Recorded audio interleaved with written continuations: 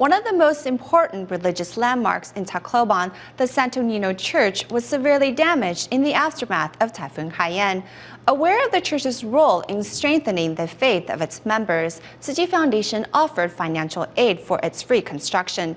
And on the eve of Christmas, the newly reconstructed church opened its doors for its first church service. Thousands of Tacloban residents pour inside the Sto Nio Church to celebrate its reopening and attend its first mass service following Typhoon Haiyan. Tears of joy were shed as this was the best Christmas gift residents had ever received. I saw how badly the church was damaged by Typhoon Haiyan. At the time, my children and I escaped to Manila to be out of harm's way. Now that we have returned, I am so moved to see that the church is so beautifully reconstructed. I'm very glad to see that the church has been repaired.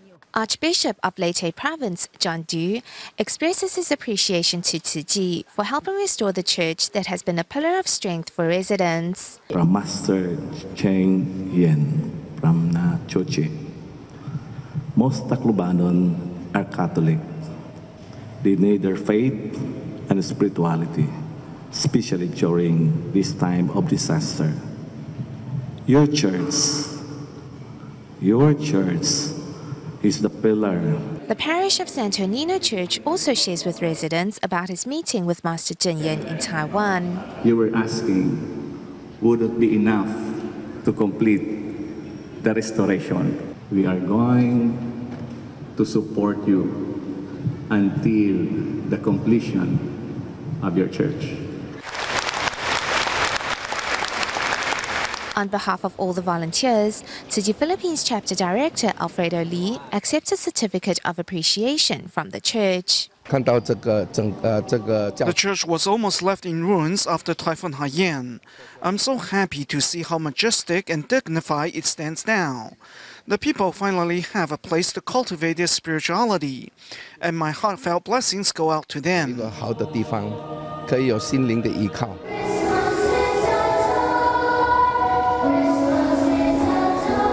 choir sings carols to celebrate the reopening of the Sto Nio Church on the eve of Christmas. Just to share our in singing Christmas songs, and likewise to join with the other choir to sing this special presentation. Church members light candles to give thanks for the blessings received over the past year and to pray for a peaceful year ahead. I pray for good health for my family and for them to find good jobs. We came to thank the Lord and pray. We want to be closer to Jesus. We hope that our prayers will be heard and answered. We thank the Lord for keeping our family safe throughout the year.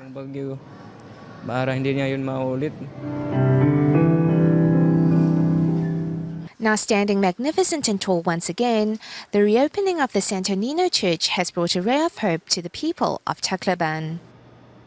The Sto Nio Church in Tacloban of the Philippines has been safeguarding the spirituality and faith of its followers for the past 125 years. Thus, when the historic church was badly damaged by Typhoon Haiyan, Cebu Foundation decided to assist with its restoration so church members can return to their place of worship. Rebuilding efforts in the aftermath of last year's Typhoon Haiyan continue as Cebu volunteers help repair the 125-year-old Sto Nio Church in Tacloban. It breaks my heart when I think of all the damage the church sustained during the typhoon. The rebuilding of the church is a blessing for all the people of Tacloban. My heart is at peace every time I come to the church. Regularly, almost every day. In times of adversity, people entrust their faith in religion. Hence, Tzu provided 3 prefab classrooms, which served as a temporary place of worship while the church was undergoing repairs.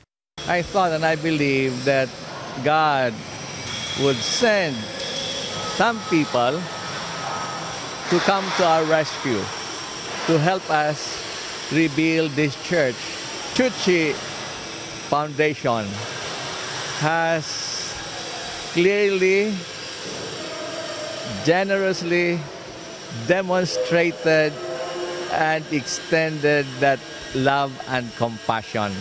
Volunteers made sure to use building materials that could withstand the impact of future ocean surges. In addition, they also strengthened soundproofing inside the church, while the stained glass windows told the story of Christ's life. City volunteers believe in the future this church will continue to serve as a pillar of strength for the people of Tacloban.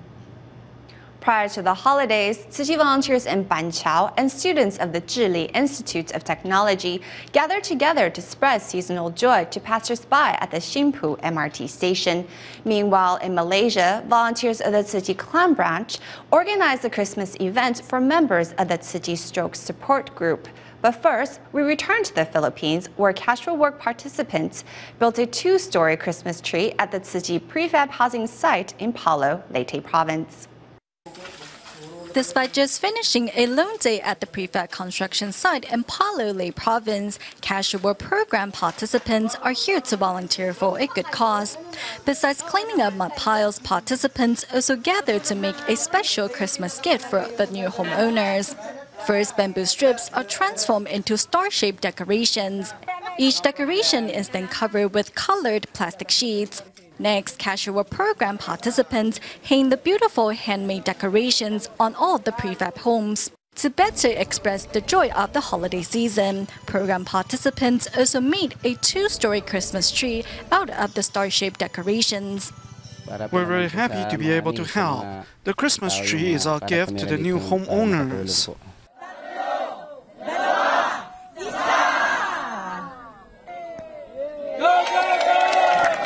A simple tree lighting ceremony is held to kick off the holiday season.